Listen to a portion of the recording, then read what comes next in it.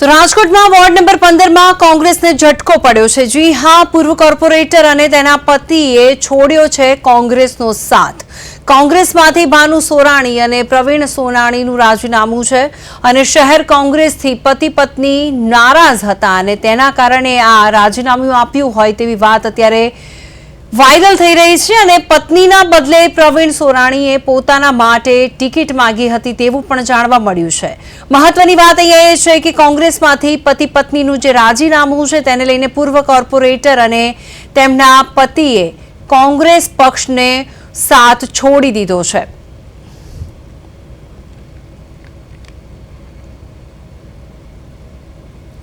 કોંગ્રેસમાંથી પતિ પત્નીનું રાજીનામું। જી હા, પૂર્વ કોર્પોરેટર અને તેમના પતિએ કોંગ્રેસનો સાથ છોડ્યો છે। ભાનુ સોરાણી અને પ્રવીણ સોનાણીનું જે રાજીનામું છે તેને લઈને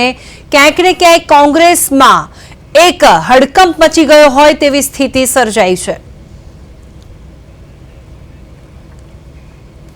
તો આ સાથે જ અમારા સંવાદદાતા ધનંજય જોડાઈ ગયા છે લાઈવ। ધનંજય, જણાવશો કે ભાનુ સોરાણી અને પ્રવીણ સોરાણી જે પતિ પત્ની છે તેમને રાજીનામું આપ્યું છે, શું કહેશો તેને લઈને? જે રીતે વાત કરવામાં આવે તો સ્થાનિક સ્વરાજની ચૂંટણી ક્ષેત્રે વેચાણ દિવસે નજીક આવી રહી છે ત્યારે અનેક પાર્ટીઓમાં છે તે સામે આવી રહ્યું છે। આ બધી પાર્ટીઓમાં છે વારંવાર પછી એક છે તે વિશ્વાસ છે તે સામે આવી રહ્યું છે। આ સાથે વાત કરવામાં આવે તો રાજકોટ કોંગ્રેસમાં વોર્ડ નંબર 15 માંથી પ્રવીણ સોરાણી અને ભાનુ સોરાણી દ્વારા છે તે કોંગ્રેસમાં છે તે રાજીનામું આપવામાં આવ્યું છે અને ખાસ કરીને તેમનું રાજીનામામાં ઉલ્લેખ કરવામાં આવ્યો છે કે અમને જે વાંધો છે તો કે પ્રશાંત સાગઠિયા અને કોંગ્રેસ શહેર દ્વારા છે તેમને વાંધો છે કારણ કે વારંવાર અમને હવે ટિકિટ તો માંગી હતી છતાં પણ ટિકિટ ન આપવાથી તો ક્યાંક ને ક્યાંક છે તે નિરાશા પણ જોવા મળી રહી હતી, પરંતુ ક્યાંક ને ક્યાંક એવી પણ વાત છે સામે આવી રહી છે છેલ્લા ઘણા સમયથી આ બંને દંપતીઓ છે તે 20-25 વર્ષથી છે તે કોંગ્રેસમાં કાર્યરત હતા, પરંતુ ક્યાંક ને ક્યાંક આ જે જૂથવાદના લીધે છે તેનું રાજીનામું આપ્યું છે। હવે મહત્વનો સવાલ એ છે કે વોર્ડ નંબર 15 મતલબ કે કહેવામાં આવતું હોય છે કે કોંગ્રેસનું ગઢ ગણવામાં આવતું હોય છે ત્યારે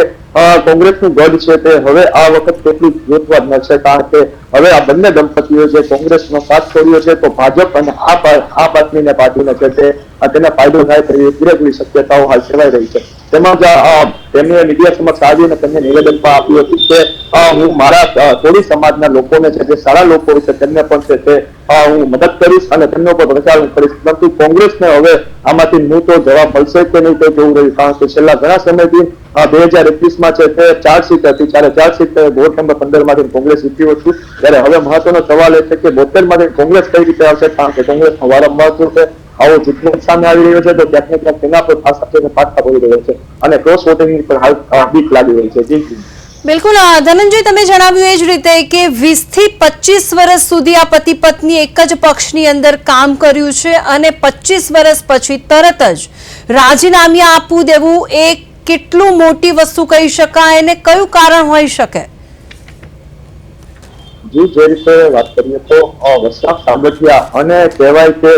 શહેર કોંગ્રેસ દ્વારા છે તે નારાજગી હતી કારણ કે તેમને છે વોર્ડ નંબર 15 માંથી છે ટિકિટ માંગવામાં આવી હતી છતાં છે તેની ટિકિટ પણ દેવામાં નથી આવી તો તેમની અમિત ચાવડાને પણ છે રજૂઆત કરવામાં આવી હતી, પરંતુ ક્યાંક ને ક્યાંક છે જૂથવાદના લીધે છે તે બંનેને આપવામાં ટિકિટ નથી આપવામાં ગમતી એકને। આ બંને વ્યક્તિઓ છે તે બંને એક ટર્મ છે તે કોર્પોરેટર પર રહી ચૂક્યા છે અને ખાસ તો વાત કરીએ તો આ નારાજગી છે તે ઘણા સમયથી છેલ્લા ચાલતી હતી। એકબીજા ઉપર કહેવાય કે આક્ષેપો ઉપર આક્ષેપ કરવામાં આવી રહ્યા હતા, પરંતુ ક્યાંક ને ક્યાંક છેલ્લે તે કંટાળી અને રાજીનામું આપવામાં આવ્યું છે પરંતુ હવે આનો લાભ છે તે બીજેપી અથવા આમ આદમી પાર્ટીને થશે તેવું લાગી રહ્યું છે। બિલકુલ, હવે ધનંજય આ પતિ પત્નીએ રાજીનામું તો કોંગ્રેસમાંથી આપી દીધું છે તો અત્યારે રાજકોટમાં એવી કઈ વાતો અથવા તો કઈ રીતની વાતો વહેતી થઈ છે કે આ પતિ પત્ની કયા પક્ષમાં જોડાય તેવી શક્યતા છે? જે રીતે મીડિયા સમક્ષ જે પ્રવીણભાઈ હતા તે મીડિયા સમક્ષ આવ્યા હતા ત્યારે મીડિયા સમક્ષ વાતચીતમાં જણાવ્યું હતું કે ખાસ તો તેને હાલ હજી સુધી કોઈ પણ પક્ષમાં મારી જવાની ઈચ્છા નથી કારણ કે તેને 20 થી 25 વર્ષ છે તે કોંગ્રેસમાં છે તે કામ કર્યું છે, પરંતુ એક તેમને સવાલ પૂછવામાં આવ્યો હતો કે તમે અન્ય પક્ષને છે તે મદદ કરશો વોર્ડ નંબર 15 માંથી કારણ કે બીજેપી ઘણા સમયથી છે તે